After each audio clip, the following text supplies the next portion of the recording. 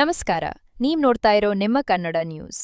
ನಾನು ಪ್ರಿಯಾ. ಕರ್ನಾಟಕದ ಇತಿಹಾಸದಲ್ಲಿ ಅತಿ ಹೆಚ್ಚು ಅವಧಿಗೆ ಮುಖ್ಯಮಂತ್ರಿಯಾಗಿ ದಾಖಲೆ ನಿರ್ಮಿಸುತ್ತಿರುವ ಸಿದ್ದರಾಮಯ್ಯನವರ ಮೇಲಿನ ಅಭಿಮಾನಕ್ಕಾಗಿ ವಿಜಯಪುರ ತಾಲೂಕಿನ ಶಿವಣಗಿಯಲ್ಲಿ ಸಿದ್ದರಾಮಯ್ಯ ಬಳಗದ ವತಿಯಿಂದ ರಾಯಣ್ಣ ಸರ್ಕಲ್ದಿಂದ ಸಿದ್ದರಾಮಯ್ಯನವರ ಭಾವಚಿತ್ರ ಹಿಡಿದು ಮೆರವಣಿಗೆ ನಡೆಸಿದರು. ಈ ಮೆರವಣಿಗೆಯಲ್ಲಿ ಗೊಂಬೆ ಕುಣಿತ, ಕರಡಿ ಮಜಲು, ಡೊಳ್ಳು ಕುಣಿತ ಇನ್ನಿತರ ವಾದ್ಯಗಳೊಂದಿಗೆ ಊರಿನ ಪ್ರಮುಖ ಬೀದಿಗಳಲ್ಲಿ ಸಂಚರಿಸಿ ಸಂಗೊಳ್ಳಿ ರಾಯಣ್ಣ ಸರ್ಕಲ್ನಲ್ಲಿ ಮುಕ್ತಾಯಗೊಳಿಸಿದರು. ಇದೇ ವೇಳೆ ಮಾತನಾಡಿದ ನಾಗ್ಟನ್ ಮತಕ್ಷೇತ್ರದ ಶಾಸಕ ವಿಠಲ್ ಕಟಕ್ದೊಂಡ್, ಸಿದ್ದರಾಮಯ್ಯನವರು ಕರ್ನಾಟಕದ ಇತಿಹಾಸದಲ್ಲಿ ಅತಿ ಹೆಚ್ಚು ಅವಧಿಗೆ ಮುಖ್ಯಮಂತ್ರಿಯಾಗಿ ದಾಖಲೆ ನಿರ್ಮಿಸುತ್ತಿರುವುದನ್ನು ಹಾಡಿ ಹೊಗಳಿದರು. ಅಲ್ಲದೆ ಈಗ 16 ಬಜೆಟ್ಗಳನ್ನು ಮಂಡನೆ ಮಾಡಿ ಕೂಡ ದಾಖಲೆ ಮಾಡಿದ್ದಾರೆ ಎಂದು ಹೇಳಿದರು. ಈ ಕಾರ್ಯಕ್ರಮ ರಾಜ್ಯ ಮಟ್ಟದಲ್ಲಿ ಕೂಡ ಮಾಡಲಾಗುವುದು. ಪಂಚ ಗ್ಯಾರಂಟಿ ಯೋಜನೆಗಳ ಕುರಿತು ತಿಳಿಸಿದರು. ಸಿದ್ದರಾಮಯ್ಯನವರು ರೈತರ ಮಗನಾಗಿದ್ದು ಅವರ ಕುಟುಂಬದಲ್ಲಿ ಕೇವಲ ಅವರೊಬ್ಬರೇ ವಿದ್ಯಾಭ್ಯಾಸ ಪಡೆದುಕೊಂಡವರಾಗಿದ್ದಾರೆ ಎಂದರು. ಇದೇ ವೇಳೆ ಮಾತನಾಡಿದ ಕೆಪಿಸಿಸಿ ಪ್ರಧಾನ ಕಾರ್ಯದರ್ಶಿ ಡಾ ಪ್ರಭುಗೌಡ ಲಿಂಗದಳ್ಳಿ, ಸಿದ್ದರಾಮಯ್ಯನವರು ಕೇವಲ ಒಂದು ಜನಾಂಗಕ್ಕೆ ಮತ್ತು ಧರ್ಮಕ್ಕೆ ಸೀಮಿತರಾದ ನಾಯಕರಲ್ಲ, ಇವರು ಅಹಿಂದ ನಾಯಕರು. ರಾಜ್ಯದಲ್ಲಿ ಯಾರು ಹಸಿದುಕೊಂಡು ಇರಬಾರದು ಎಂದು ಅನ್ನಭಾಗ್ಯ ಯೋಜನೆ ತಂದರು. ಅಧಿಕಾರ ವಹಿಸಿಕೊಂಡ ಅರ್ಧ ಗಂಟೆಯಲ್ಲಿಯೇ ಗ್ಯಾರಂಟಿ ಯೋಜನೆಗಳನ್ನು ಜಾರಿಗೆ ತಂದ ಧೀಮಂತ ನಾಯಕ ಎಂದು ಹಾಡಿ ಹೊಗಳಿದರು. ಈ ಕಾರ್ಯಕ್ರಮದಲ್ಲಿ ಗ್ರಾಮ ಪಂಚಾಯಿತಿ ಅಧ್ಯಕ್ಷ ಜಾನ್ ರೆಡ್ಡಿ ಭರತ್ನೂರ್, ಬೀರಪ್ಪ ಮ್ಯಾಗೇಡಿ, ಸಿದ್ದನಗೌಡ ಪಾಟೀಲ್, ಕರಪ್ಪ ವಾಲಿಕಾರ್, ಇಲಿಯಾಸ್ ಪಟೇಲ್ ಬಗ್ಲಿ, ಗುರಪ್ಪ ಕಗ್ಗೋಡ್, ಯಲ್ಲಪ್ಪ ಪೂಜಾರಿ, ಸದಾಶಿವ ವಾಲಿಕಾರ್, ಲಿಗ್ಮಣ್ಣ ಮ್ಯಾಗೇಡಿ, ಸಿದ್ದಾರೂಢ ಮಲ್ಲೈಗೋಳ್ ಹಾಗೂ ಸಾವಿರಕ್ಕೂ ಹೆಚ್ಚಿನ ಗ್ರಾಮಸ್ಥರು ಭಾಗವಹಿಸಿದ್ದರು.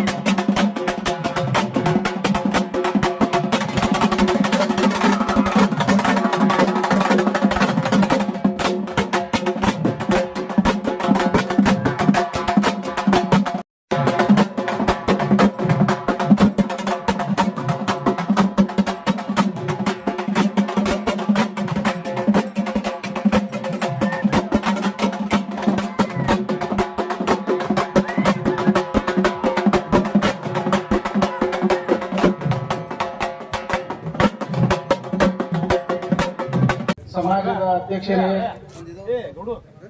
ಗೌಡ್ರೆ, ಅವರಿವರೇನಾದ್ರು ಯಾಕಂದ್ರೆ ಸಮಯದ ಅಭಾವದ ಎಲ್ಲಾ ಹೆಸರು ತಗೊಳಕ ಒಂದು ಆಸೆ ಆಗ್ತದೆ. ಅದಕ್ಕೆ ಅವರಿವರೇನಾದ್ರೆ ವೇದಿಕೆ ಮೇಲೆ ಉಪಸ್ಥಿತಕ್ಕಂಥ ಎಲ್ಲ ನನ್ನ ಗುರು ಹಿರಿಯರೇ, ಶ್ರದ್ಧೆ ತಾಯಂದಿರೇ, ಮಿತ್ರರೇ, ಪತ್ರಿಕಾ ಮಾಧ್ಯಮದ ಬಂಧುಗಳೇ, ಇವತ್ತು ಬೆಳಿಗ್ಗೆ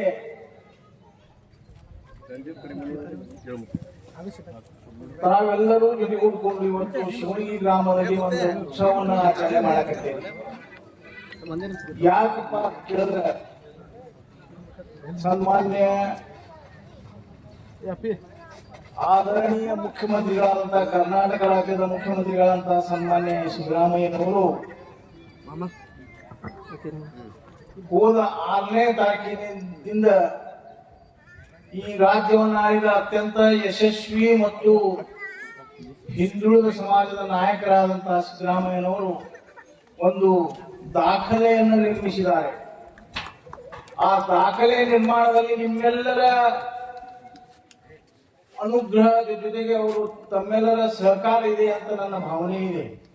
ಯಾಕಂದ್ರೆ ಸಿದ್ದರಾಮಯ್ಯನವರು ಮತ್ತು ಈ ರಾಜ್ಯದಲ್ಲಿ ಸಿದ್ದರಾಮಯ್ಯನವರಿಗಿಂತ ಮುಂಚೆ ದೇವರಾಜ ಅರಸು ಅವರು ಸಹಿತ ಅತ್ಯಂತ ಹೆಚ್ಚಿನ ದಾಖಲೆ ಬರೆದಿದ್ದರು. 7 ವರ್ಷ 239 ದಿನ. 7 ವರ್ಷ 239 ದಿನ ಅಂದ್ರೆ 6ನೇ ತಾರೀಕಿಗೆ ಸಿದ್ದರಾಮಯ್ಯನವರ 7 ವರ್ಷ 39 ದಿನ ಆಯ್ತು. ಇವಾಗ ಏನ್ ಮಾಡಿದ್ರು ಸದ್ಯಕ್ಕ ಸನ್ಮಾನ್ಯ ಸಿದ್ದರಾಮಯ್ಯನವರ ಈ ಸಿದ್ದರಾಮೋತ್ಸವದಲ್ಲಿ ಎಲ್ಲ ಕಡೆಗೂ ಇಲ್ಲೇ ಅಲ್ಲ ಈ ರಾಜ್ಯ ಮಟ್ಟದಲ್ಲಿ ಒಂದು ದೊಡ್ಡ ಕಾರ್ಯಕ್ರಮ ಸಹಿತ ಮಾಡೋರದಾರ. ಅದರಲ್ಲಿ ಹಿಂದುಳಿದ ನಾಯಕ ಬಹುಶಃ ನನ್ನ ದೃಷ್ಟಿಕೋನದಲ್ಲಿ ದೇವರಾಜ ಅರಸರವರು ಹಿಂದುಳಿದವರಿದ್ರು, ಆದ್ರೆ ಅವರು ಅರಸರಾಗಿದ್ರು. ಆದ್ರೆ ಒಬ್ಬ ಸಾಮಾನ್ಯ ಮನುಷ್ಯ, ಒಬ್ಬ ರೈತ ಕುಟುಂಬದಲ್ಲಿ ಜನಿಸಿ ಅವರ ಮನೆಯಲ್ಲಿ ಅವರೇ ಸಾಲಿ ಕಲ್ತವ್ರು, ಅವ್ರ ಅಣ್ಣ ಅಥವಾ ತಮ್ಮ ಯಾರೂ ಇಲ್ಲ, ಅವರೇ ಸಾಲಿ ಕಲ್ತವ್ರು.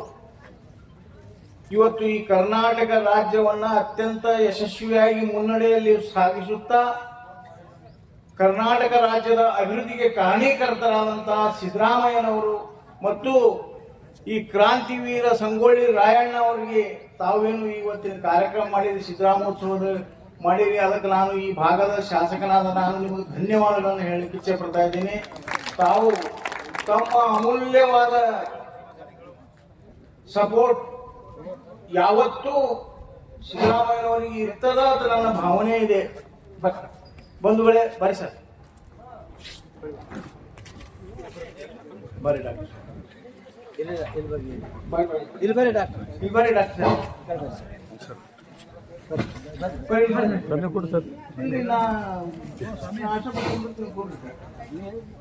ತಮ್ಮೆಲ್ಲರ ಪರವಾಗಿ ಡಾಕ್ಟರ್ ಸಾಹೇಬರಿಗೆ ಸ್ವಾಗತವನ್ನು ಕೋರ್ತಾ ಇದ್ದೀನಿ ನಾನು. ಮತ್ತು ಅವರಿಗೆ ಮಾಲಾರ್ಪಣೆ ಸನ್ಮಾನ ಮಾಡ್ಬೇಕಂತ ನನ್ನ ಕಳಕಳಿ ವಿನಂತಿ ಇದೆ. ಬಂಧುಗಳೇ, ಇವತ್ತು ಸನ್ಮಾನ್ಯ ಸಿದ್ದರಾಮಯ್ಯನವರು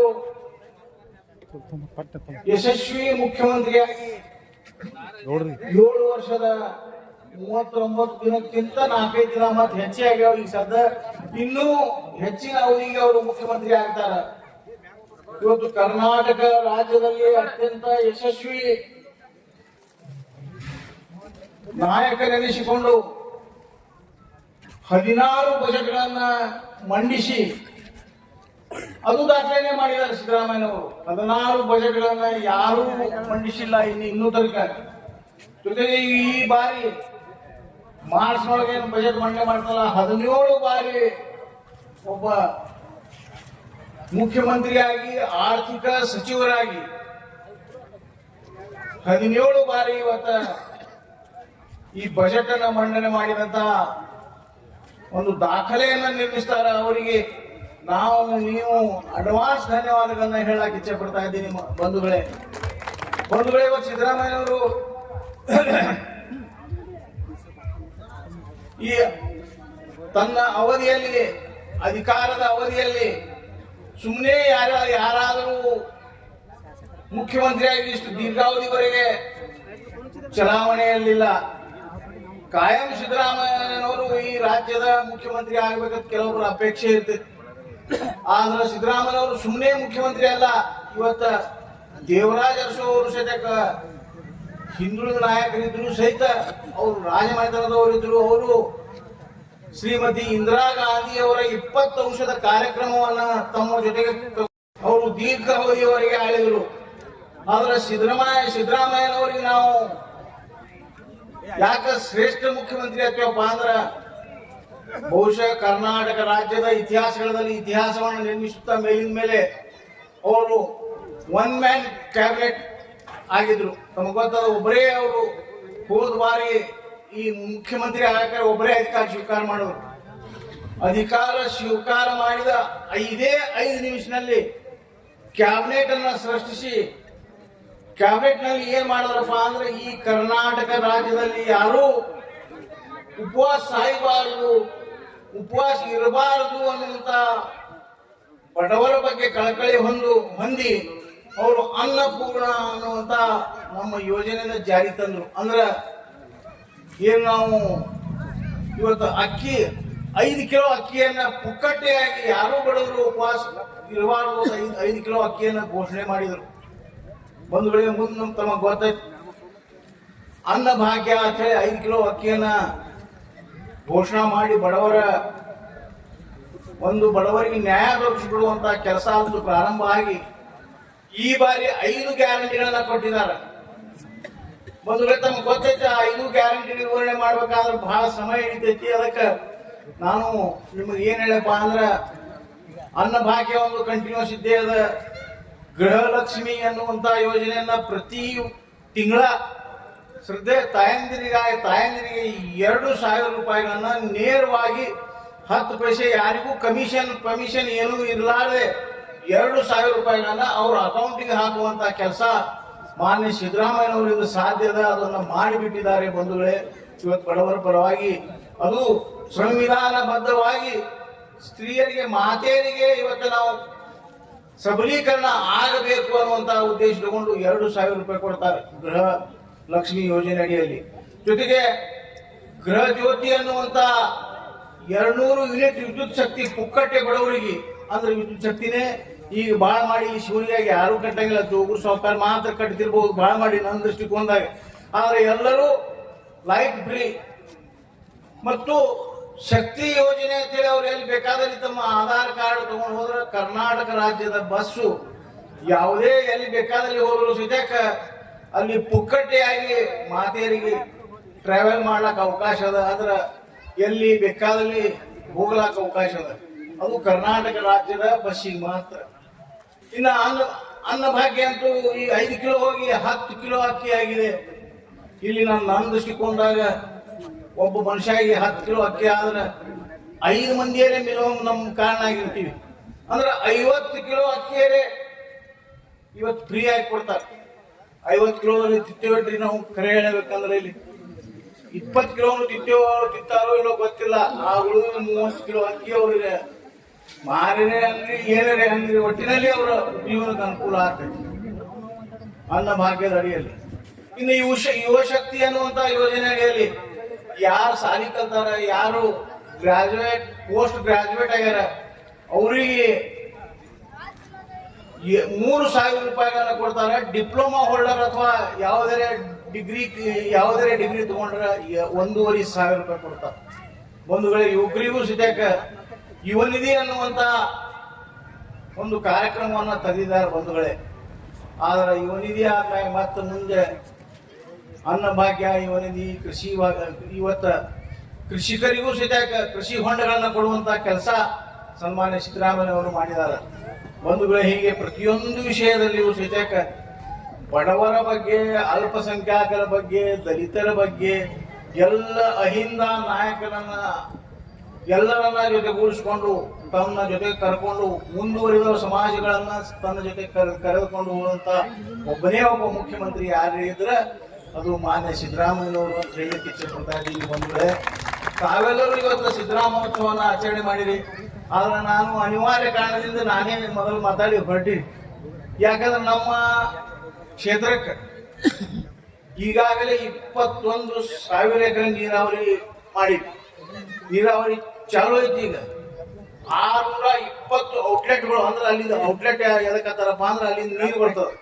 ಅದು ಎಂತ ಯೋಜನೆ ಅದಂದ್ರೆ ನಾವು ನಮ್ಮ ಹೊಲಗಳಲ್ಲಿ ಬೇಕಾಬಿಟ್ಟು ನೀರು ಬಿಡುವಂಗಿಲ್ಲ.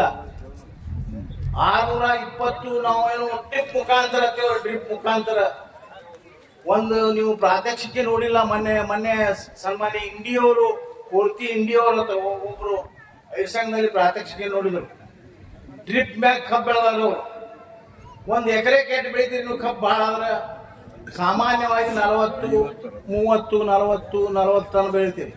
ಆದ್ರೆ ಅದೇ ಡ್ರಿಪ್ ಮ್ಯಾಗ ಇವತ್ತು ಕಬ್ಬು ಎಷ್ಟು ಬೆಳೀತದಪ್ಪ ಅಂದ್ರೆ 170 ಟನ್ ಕಬ್ಬು 1 ಎಕರೆಗೆ ಬೆಳೆದ.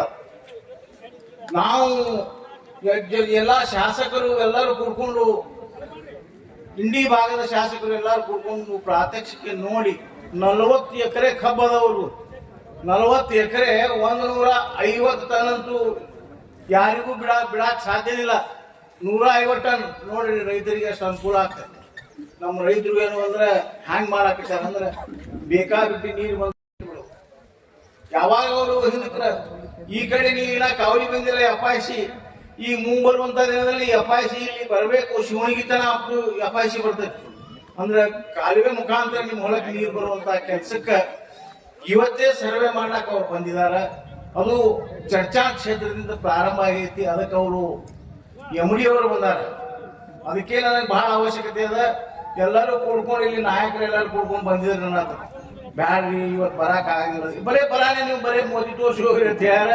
ಆದರೂ ಏನು ಟೈಮ್ ಆಗ್ಬಿಟ್ಟು ಟೈಮ್ ಆಗೈತಿ. ನಾನು ಈ ಸಭೆಯನ್ನು ಬಿಟ್ಟು ಈಗ ಹೋಗ್ತಾ ಇದ್ದೀನಿ, ಅದಕ್ಕೆ ದಯಮಾಡಿ ಕ್ಷಮೆ ಇರಲಿ ಅಂತ ಕೇಳಿಕೊಂಡು ನನ್ನ ಮಾತನ್ನು ಮುಗಿಸಿ ನಾನು ಹೋಗ್ಲಾಕ ಅವಕಾಶ ಕೊಡ್ಬೇಕಂತ ವಿನಂತಿಸಿ ಮತ್ತೊಮ್ಮೆ ಮಾನ್ಯ ಮುಖ್ಯಮಂತ್ರಿಗಳಿಗೂ ಸಂಗೊಳ್ಳಿ ರಾಯಣ್ಣನಿಗೂ ನನ್ನ ಅನಂತ ಅನಂತ ಪ್ರಣಾಮಗಳನ್ನು ಸಲ್ಲಿಸಿ ನನ್ನ ಮಾತನ್ನು ಮುಗಿಸ್ತಾ ಇದ್ದೀನಿ. ಜೈ ಹಿಂದ್, ಜೈ ಕರ್ನಾಟಕ. ಪವಿತ್ರ ಕಾರ್ಯಕ್ರಮಕ್ಕೆ ಆಗಮಿಸಿದಂತಹ ನಮ್ಮ ಸಿದ್ದರಾಮಯ್ಯನವರ ಅಭಿಮಾನಿ ಬಳಗದವರೆಲ್ಲರಿಗೂ ಅನಂತ ಕೋಟಿ ದೀರ್ಘದಂಡ ನಮಸ್ಕಾರಗಳು. ಕರ್ನಾಟಕ ರಾಜ್ಯದ ಇತಿಹಾಸದಲ್ಲಿ ಸುದೀರ್ಘ ಅವಧಿಗೆ ಮುಖ್ಯಮಂತ್ರಿಗಳಾಗಿ ದಾಖಲೆಯನ್ನು ನಿರ್ಮಿಸಿದಂತಹ ಸನ್ಮಾನ್ಯ ಸಿದ್ದರಾಮಯ್ಯನವರ ಭಾವಚಿತ್ರಕ್ಕೆ ಪುಷ್ಪಾರ್ಚನೆ ಕಾರ್ಯಕ್ರಮವನ್ನು ತಾವು ಹಮ್ಮಿಕೊಂಡಿದ್ದೀರಿ. ಸಿದ್ದರಾಮಯ್ಯನವರು ಕೇವಲ ಒಂದು ಜನಾಂಗಕ್ಕೆ ಅಥವಾ ಒಂದು ಧರ್ಮಕ್ಕೆ ಸೀಮಿತ ಆದಂಥ ನಾಯಕರಲ್ಲ. ಸಮಾಜದಲ್ಲಿರುವಂತಹ ಕಟ್ಟಕಡೆಯ ವ್ಯಕ್ತಿಯನ್ನ ಮೇಲೆತ್ತಬೇಕು, ಸಮಾಜದಲ್ಲಿ ಸಮಾನತೆಯನ್ನು ತರಬೇಕಂತ ಹೇಳಿ ತಮ್ಮ ವಿದ್ಯಾಭ್ಯಾಸದ ಅವಧಿಯಿಂದಲೇ ಅದನ್ನ ಮೈಗೂಡಿಸಿಕೊಂಡು ಕೇವಲ ಒಂದು ಸಾಧಾರಣ ಕುಟುಂಬದಲ್ಲಿ ಜನಿಸಿದಂತ ಒಬ್ಬ ವ್ಯಕ್ತಿ ಇವತ್ತು ಸುದೀರ್ಘ ಅವಧಿಯವರೆಗೆ ಮುಖ್ಯಮಂತ್ರಿಗಳಾಗ್ತಾರಂತಂದ್ರೆ ಅವರ ಎಷ್ಟೊಂದು ಒಳ್ಳೆಯ ವಿಚಾರಗಳನ್ನು ಅವರು ಹೊಂದಿದ್ದಾರೆ ಅನ್ನೋದನ್ನ ಇವತ್ತು ನಾವು ಕಲ್ಕೋಬೇಕಾಗ್ತದೆ. ಇಲಿಯಾಗಿ 100 ವರ್ಷ ಬದುಕುವ ಬದಲಾಗಿ ಹುಲಿಯಾಗಿ 3 ದಿವಸ ಬದುಕಿದ್ರೆ ಸಾಕಂತ ನಾವು ಹೇಳ್ತೀವಿ. ಆದ್ರೆ ನಮ್ಮ ಸಿದ್ದರಾಮಯ್ಯ ಸಾಹೇಬರು ಏನ್ ಹೇಳ್ತಾರಂದ್ರೆ, ಹುಲಿಯಾಗಿನೇ ನಾನು 100 ವರ್ಷ ಅಧಿಕಾರವನ್ನು ಮಾಡ್ತೀನಿ ಅನ್ನೋ ಒಂದು ಸದಿಚ್ಛೆಯನ್ನು ಇಟ್ಟುಕೊಂಡು ಇವತ್ತು ಅವರು ಸರ್ಕಾರವನ್ನು ನಡೆಸ್ತಾ ಇದ್ದಾರೆ.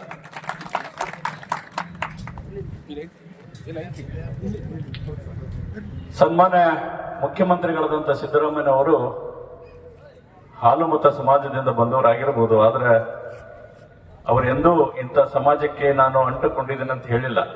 ಅವರಿಗೆ ಮುಖ್ಯವಾಗಿ ಸಮಾಜದಲ್ಲಿರುವಂತಹ ಕೆಳಹಂತದಲ್ಲಿರುವಂತಹ ಜನತೆಯ ಒಂದು ಜೀವನ ಸುಧಾರಣೆ ಆಗಬೇಕು, ಪ್ರತಿಯೊಬ್ಬರು ನೆಮ್ಮದಿಯ ಜೀವನ ಸಾಗಿಸಬೇಕು. ಅದಕ್ಕಾಗಿ ಮೊದಲ ಬಾರಿಗೆ ಮುಖ್ಯಮಂತ್ರಿಗಳಾಗಿ ಮೊದಲನೇ ಸಂಪುಟ ದರ್ಜೆ ಸಭೆಯಲ್ಲಿ ಅವರು ತಂದಂತ ಒಂದು ಭಾಗ್ಯ ಯಾವುದಪ್ಪ ಅಂತಂದ್ರೆ ಅನ್ನಭಾಗ್ಯ. ರಾಜ್ಯದಲ್ಲಿ ಯಾರೂ ಹಸಿವೆಯಿಂದ ಬಳಲಬಾರದು, ಪ್ರತಿಯೊಬ್ಬರಿಗೂ ಒಂದು ಊಟದ ವ್ಯವಸ್ಥೆಯನ್ನು ಮಾಡಬೇಕಂತ ಹೇಳಿ ಆಗಿನ 2013ರಲ್ಲಿ ಪ್ರತಿ ಕುಟುಂಬಕ್ಕೆ ಪ್ರತಿ ವ್ಯಕ್ತಿಗೆ 10 ಕೆಜಿ ಅಕ್ಕಿಯನ್ನು ಕೊಡುವಂತ ಒಂದು ಯೋಜನೆಯನ್ನು ಪ್ರಾರಂಭ ಮಾಡಿದ್ರು.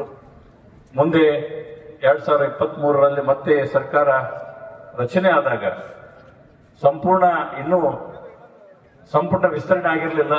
ತಕ್ಷಣವೇ ಅವರು ಮಾಡಿದ ಮೊದಲ ನಿರ್ಧಾರ ಅಂತಂದ್ರೆ ಕೊಟ್ಟಂತ 5 ಪಂಚ ಗ್ಯಾರಂಟಿಗಳನ್ನ ನಾವು ಅತಿ ಶೀಘ್ರದಲ್ಲೇ ಕಾರ್ಯರೂಪಕ್ಕೆ ತರಬೇಕಂತ ಹೇಳಿ ಅಧಿಕಾರ ಸ್ವೀಕಾರ ಮಾಡಿದ ಅರ್ಧ ಗಂಟೆ ಒಳಗೆ ಅದನ್ನ ಅನುಷ್ಠಾನಕ್ಕೆ ತಂದಂತಹ ಧೀಮಂತ ನಾಯಕರು ಯಾರಂತಂದ್ರೆ ಅದು ಸಿದ್ದರಾಮಯ್ಯನವರು. ಇವತ್ತು ಪ್ರತಿ ಕ್ಷೇತ್ರಕ್ಕೆ ವರ್ಷಕ್ಕೆ 300 ಕೋಟಿ ರೂಪಾಯಿ ಬಡವರಿಗಾಗಿ ಗ್ಯಾರಂಟಿಗಳಿಗಾಗಿ ಅವರು ಖರ್ಚು ಮಾಡ್ತಾ ಇದ್ದಾರೆ. ಬಹಳಷ್ಟು ಜನ ಅದರ ಬಗ್ಗೆ ಬೇರೆ ಬೇರೆ ರೀತಿಯಲ್ಲೇ ವ್ಯಾಖ್ಯಾನ ಮಾಡ್ತಾರೆ. ಆದ್ರೆ ಇವತ್ತು ನಾವು ಏನು ಕಂಡ್ಕೋಬೇಕಪ್ಪ ಅಂತಂದ್ರೆ, ಈ 5 ಗ್ಯಾರಂಟಿಗಳು ಇದಾವಂತ ಹೇಳಿನೇ ನಮ್ಮ ತಾಯಂದಿರು ಮತ್ತು ಗ್ರಾಮ ಮತ್ತು ಪಟ್ಟಣದಲ್ಲಿರುವಂತ ಬಡವರಿಗೆ ದೊಡ್ಡ ಅನುಕೂಲ ಆಗಿದೆ. ಸಮಾನತೆಯನ್ನ ನಾವು ಕಾಣಬೇಕಂತಂದ್ರೆ ಮೊದಲು ಬಡವರನ್ನ ನಾವು ಎತ್ತಬೇಕಾಗ್ತದೆ. ಅವರಿಗೆ ಒಳ್ಳೆ ಶಿಕ್ಷಣ ಸಿಗಬೇಕು, ಒಳ್ಳೆ ಊಟ ಸಿಗಬೇಕು, ಸರ್ಕಾರದ ಸೌಲಭ್ಯಗಳು ಅವರ ಮನೆ ಬಾಗಿಲಿಗೆ ಬಂದು ಮುಟ್ಟಿದಾಗ ಮಾತ್ರ ಸರ್ಕಾರ ಮಾಡುವಂತ ಅಭಿವೃದ್ಧಿ ಕಾರ್ಯಗಳಿಗೆ ಒಂದು ಗೌರವ ಸಿಗ್ತದೆ. ಕೇವಲ ನಾ ರೋಡ್ ಮಾಡಿದೆ, ಡ್ಯಾಮ್ ಕಟ್ಟಿದೆ ಅಂತ ಹೇಳಿ ಬಡವ್ರನ್ನ ಉಪವಾಸ ಕೇಳಿದ್ರೆ ಆ ಸರ್ಕಾರಕ್ಕೆ ಯಾವುದೋ ಒಂದು ಗೌರವ ಬರುವುದಿಲ್ಲ. ಅದನ್ನ ಇವತ್ತು ಅವರು ಮಾಡಿ ತೋರಿಸಿದಾರ. ಹಾಗಾಗಿ ಅವರನ್ನ ಕೇವಲ 7 ವರ್ಷ 10 ದಿವಸ 30 ದಿವಸ ಅಂತ ಲೆಕ್ಕ ಇಡಬಾರದು. ಅಂತವರು ಮತ್ತೆ ಹುಟ್ಟಿ ಮುಂಬರುವಂತ ಮುಖ್ಯಮಂತ್ರಿಗಳು ಸಹ ಅವರ ಹಾದಿಯಲ್ಲಿ ಕಾರ್ಯಪ್ರವೃತ್ತರಾಗಬೇಕು. ಅವರು ಹಾಕಿಕೊಟ್ಟ ಹಾದಿಯಲ್ಲಿ ನಡೆದು ಈ ರಾಜ್ಯದಲ್ಲಿ ಸಮಾನತೆಯನ್ನು ತರುವಂತ ದಿಶೆಯಲ್ಲಿ ನಾವೆಲ್ಲರೂ ಕೆಲಸ ಮಾಡಬೇಕಾಗ್ತದೆ. ಬಹಳಷ್ಟು ಜನ ರಾಜಕೀಯ ಮಾಡಬೇಕಾದ್ರೆ ಧರ್ಮ ಜಾತಿ ಆಧಾರದ ಮೇಲೆ ರಾಜಕೀಯ ಮಾಡ್ತಾರೆ. ಆದ್ರೆ ಅವರು ಮಾಡುತ್ತಿರುವಂತ ಕೆಲಸ ಏನಾದ್ರೆ ಅಭಿವೃದ್ಧಿ ಮೇಲೆ ಅವರು ರಾಜಕೀಯ ಮಾಡ್ತಾರೆ. ಸಮಾನತೆಯನ್ನ ತೋರಿಸ್ತಾ ಅವರು ಬದುಕ್ತಾ ಇದ್ದಾರೆ.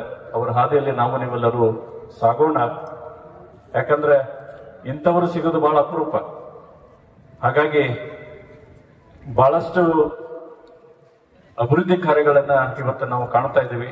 ಬಹಳಷ್ಟು ವಿಚಾರಗಳನ್ನ ಸನ್ಮಾನ್ಯ ಶಾಸಕರು ತಮಗೆಲ್ಲ ಈಗಾಗಲೇ ಹೇಳಿಕೊಟ್ಟಿದ್ದಾರೆ. ನಾವೆಲ್ಲ ಇನ್ನೂ ಅಂಬೆಗಾಲ ಇಡ್ತಾರಂತವರು ಬಹಳಷ್ಟು ಅದರಲ್ಲಿ ಜ್ಞಾನ ಇರುವಂತ ಶಾಸಕರು ಸಾಕಷ್ಟು ವಿಷಯಗಳನ್ನ ತಮಗೆ ಹೇಳಿದ್ದಾರೆ. ಸಿದ್ದರಾಮಯ್ಯನವರ ಈ ಒಂದು ಅಧಿಕಾರ ಸುವರ್ಣ ಅಕ್ಷರದಲ್ಲಿ ಬರೆದಿಡುವಂತ ಒಂದು ಅಧಿಕಾರ ಅಂತಂದ್ರೆ ಅದು ನಾವು ಹೆಮ್ಮೆಯಿಂದ ಹೇಳ್ಕೋಬೇಕಾಗ್ತದೆ. ಅಂತವರು ಇನ್ನೂ ಹಲವಾರು ವರ್ಷಗಳ ಕಾಲ ನಮ್ಮ ರಾಜ್ಯದ ಮುಖ್ಯಮಂತ್ರಿಗಳಾಗಬೇಕು. ಸಾಧ್ಯ ಆದರೆ ಮುಂಬರುವ ದಿನಗಳಲ್ಲಿ ರಾಷ್ಟ್ರ ಮಟ್ಟದ ನಾಯಕರಾಗಿ ಅವರನ್ನು ನೋಡುವ ಒಂದು ಆಸೆ ವ್ಯಕ್ತಪಡಿಸಿ ತಮ್ಮೆಲ್ಲರ ಪರವಾಗಿ ಮತ್ತೊಮ್ಮೆ ಸನ್ಮಾನ್ಯ ಮುಖ್ಯಮಂತ್ರಿಗಳಾದ ಸಿದ್ದರಾಮಯ್ಯನವರಿಗೆ ಆ ದೇವರು ಇನ್ನೂ ಹೆಚ್ಚಿನ ಆಯುಷ್ಯ, ಆರೋಗ್ಯ, ಐಶ್ವರ್ಯ ಮತ್ತು ಅಧಿಕಾರವನ್ನು ಕೊಟ್ಟು ಕಾಪಾಡಲಿ ಅಂತೇಳಿ ಆಶಿಸಿ ಇಂತಹ ಪುಣ್ಯದ ಕಾರ್ಯಕ್ಕೆ ನನ್ನನ್ನ ಆಹ್ವಾನಿಸಿ ಸನ್ಮಾನಿಸಿ 2 ಮಾತುಗಳನ್ನಕ್ಕೆ ಅವಕಾಶ ಮಾಡಿಕೊಟ್ಟಂತ ಈ ಕಾರ್ಯಕ್ರಮದ ಎಲ್ಲ ಸಂಘಟಕರಿಗೂ ಮತ್ತು ವೇದಿಕೆ ಮೇಲಿರುವಂತಹ ಎಲ್ಲ ಗಣ್ಯಮಾನ್ಯರಿಗೆ ನಮಸ್ಕರಿಸಿ ನನ್ನ 4 ಮಾತುಗಳನ್ನು ಮುಗಿಸ್ತಾ ಇದ್ದೀನಿ. ಜೈ ಹಿಂದ್, ಜೈ ಕರ್ನಾಟಕ. ವಿಜಯನಗರ ಸಾಮ್ರಾಜ್ಯದಲ್ಲಿ ಶ್ರೀಕೃಷ್ಣ ದೇವರಾಯನ ಅಧಿಕಾರದಲ್ಲಿ ಸೇರಿನಿಂದ ಮುತ್ತು ರತ್ನ ವಜ್ರ ವೈಡೂರ್ಯಗಳನ್ನು ಅಳೆದು ಆರ್ಥಿಕತೆಯಲ್ಲಿ ಒಂದು ಆಚರಣೆಯನ್ನ ಸಂಭ್ರಮದಿಂದ ಆಚರಣೆ ಮಾಡಿದವರು ನಾವುಗಳು. ಇನ್ನು ತಮ್ಮ ಅನನ್ಯ ಭಕ್ತಿಯಿಂದ ಶ್ರೀಕೃಷ್ಣ ಪರಮಾತ್ಮನನ್ನು ವರಿಸಿಕೊಂಡು ತಮ್ಮ ಹರಿದಾಸ ವಾಣಿಯಿಂದ ಸಮಾಜದ ಅನಿಷ್ಟ ಪದ್ಧತಿಗಳನ್ನು ದೂರರಾಗಿಸಿ ಹಾಡಿನ ಮುಖಾಂತರ ನಮ್ಮನ್ನೆಲ್ಲ ಹರಿಸಿದ ಶ್ರೀ ಭಕ್ತ ಕನಕದಾಸರ ಧಾರ್ಮಿಕ ಭಕ್ತಿಯಲ್ಲಿ ಮಿಂಗೆದ್ದವರು ನಾವು. ತಾಯಿನಾಡು ಅಂತ ಬಂದಾಗ ತನ್ನ ಪ್ರಾಣವನ್ನೇ ಮುಡುಪಾಗಿಟ್ಟು ಹೋರಾಡಿದ ಕಿತ್ತೂರ ರಾಣಿ ಚೆನ್ನಮ್ಮನ ಎಂಡಗೆಯ ಬಂಡ ಕ್ರಾಂತಿ ಕಿಡಿ ಕಿತ್ತೂರ ಹುಲಿ ಕ್ರಾಂತಿವೀರ ಸಂಗೊಳ್ಳಿ ರಾಯಣ್ಣನ ಕರೆಗೆ ಹೋಗೊಟ್ಟು ಹೋರಾಡಿದವರು ನಾವು. ಎಲ್ಲ ವರ್ಗದ ಜನರನ್ನ ಹುರಿದುಂಬಿಸಿ ಎಲ್ಲ ವರ್ಗದ ಜನರಿಗೆ ಅನ್ನವನ್ನ ನೀಡಿದಂತಹ 7 ಕೋಟಿ ಯಲ್ಲಾಲಿಂಗ ಮಹಾರಾಜರು ಇವತ್ತಿನ ದಿವಸ ಮುಗುಳು ಕೂಡ ಅನ್ನತಕ್ಕಂಥ ಮಹಾ ಮಠವನ್ನ ಸ್ಥಾಪನೆ ಮಾಡಿ ಎಲ್ಲ ಧಾರ್ಮಿಕ ವರ್ಗದಲ್ಲಿಯೂ ಕೂಡ ನಾವೇನದಪ್ಪ ಅಂತಂದ್ರೆ ಸಂಭ್ರಮ ಆಚರಣೆ ಪಟ್ಟವರು. ಆರ್ಥಿಕವಾಗಿ ನಾವು ಆಚರಣೆ ಮಾಡಿದೀವಿ, ಧಾರ್ಮಿಕವಾಗಿ ಆಚರಣೆ ಮಾಡಿದೀವಿ, ದೇಶಭಕ್ತಿಯಲ್ಲಿ ಆಚರಣೆ ಮಾಡಿದೀವಿ. ಆದರೆ ರಾಜಕೀಯ ಕ್ಷೇತ್ರದಲ್ಲಿ ನಾವು ಆಚರಣೆ ಮಾಡಬೇಕಾದ್ರೆ ಎಲ್ಲರಿಗೂ ಒಂದು ಚಿಂತೆ ಕಾಡ್ತಾ ಇತ್ತು. ಸುಮಾರು 40 ಲಕ್ಷ ಜನಸಂಖ್ಯೆ ಕರ್ನಾಟಕ ರಾಜ್ಯದಲ್ಲಿ ನಾವು ಇದ್ಕೊಂಡು ರಾಜಕೀಯ ಕ್ಷೇತ್ರದಲ್ಲಿ ಯಾರು ಬೆಳಿಲಿಲ್ಲವಲ್ಲ ಅಂತಕ್ಕಂಥ ಒಂದು ಚಿಂತೆ ಎಲ್ಲರಲ್ಲಿ ಕಾಡ್ತಾ ಇತ್ತು. ಆ ಚಿಂತೆಯನ್ನ ದೂರ ಮಾಡಿದವರು ಯಾರಪ್ಪ ಅಂತಂದ್ರೆ ಇವತ್ತಿನ ದಿವಸ ಸಾಮಾಜಿಕ ಕಳಕಳಿ, ಧಾರ್ಮಿಕ ಕಳಕಳಿ, ರಾಜಕೀಯ ಕಳಕಳಿ, ಶೈಕ್ಷಣಿಕ ಕಳಕಳಿ, ಈ ಎಲ್ಲ ಕ್ಷೇತ್ರಗಳನ್ನ ಅರಿತು ಕುಡಿದುಕೊಂಡು ಅದರಲ್ಲಿ ಇರತಕ್ಕಂತ ಕಷ್ಟ ನಷ್ಟಗಳನ್ನ ಓದಿ ನಮ್ಮ ಬಡವರಿಗೆ, ದೀನರಿಗೆ, ದಲಿತರಿಗೆ, ಹಿಂದುಳಿದವರಿಗೆ, ಅಲ್ಪಸಂಖ್ಯಾತರಿಗೆ ಇರತಕ್ಕಂತಹ ಏನು ಅವಶ್ಯಕತೆ ಇರತಕ್ಕಂಥ ಯೋಜನೆಗಳೇನು, ಅವರಲ್ಲಿ ಇರತಕ್ಕಂಥ ಕಷ್ಟ ಏನು ಅನ್ನತಕ್ಕಂಥ ವಿಚಾರಗಳನ್ನ ಅರಿತು ಇವತ್ತಿನ ದಿವಸ ಆ ಒಂದು ನಿಟ್ಟಿನಲ್ಲಿ ಕಾರ್ಯಕ್ರಮದ ಯೋಜನೆಗಳನ್ನು ರೂಪಿಸಿಕೊಂಡು ಆ ಯೋಜನೆಗಳನ್ನು ಅನುಷ್ಠಾನ ಮಾಡಿ ನಮ್ಮ ರಾಜ್ಯ ಅಭಿವೃದ್ಧಿಯ ಪಥದತ್ತ ಸಾಗಬೇಕಾದ್ರೆ ಅದಕ್ಕೆ ಕಾರಣೀಕರ್ತರು ಯಾರಪ್ಪ ಅಂತ ಕೇಳಿದ್ರೆ ಅದೇ ನಮ್ಮ ಬಡವರ ಬಂಧು, ಧೀಮಂತ ನಾಯಕ, ನೇರ ನುಡಿಯ ನೇತಾರ, ಸರಳ ಸಜ್ಜನಿಕೆಯ ಸರದಾರ, ಭಾಗ್ಯಗಳ ಸರದಾರ ನಮ್ಮ ಸನ್ಮಾನ್ಯ ಮುಖ್ಯಮಂತ್ರಿ ಸನ್ಮಾನ್ಯ ಶ್ರೀ ಸಿದ್ದರಾಮಯ್ಯನವರು ನಮ್ಮೆಲ್ಲರ ಚಿಂತೆಯನ್ನು ದೂರ ಮಾಡಿದ್ದಾರೆ ಅಂತ ಹೇಳಲಿಕ್ಕೆ ಇಷ್ಟಪಡ್ತಾ ಇದ್ದೀನಿ. ಮತ್ತಷ್ಟು ಸುದ್ದಿಗಾಗಿ ನೋಡ್ತಾ ಇರಿ ನಿಮ್ಮ ಕನ್ನಡ ನ್ಯೂಸ್. ಲೈಕ್ ಮಾಡಿ, ಸಬ್ಸ್ಕ್ರೈಬ್ ಮಾಡಿ, ಶೇರ್ ಮಾಡುವುದು ಮರೆಯಬೇಡಿ.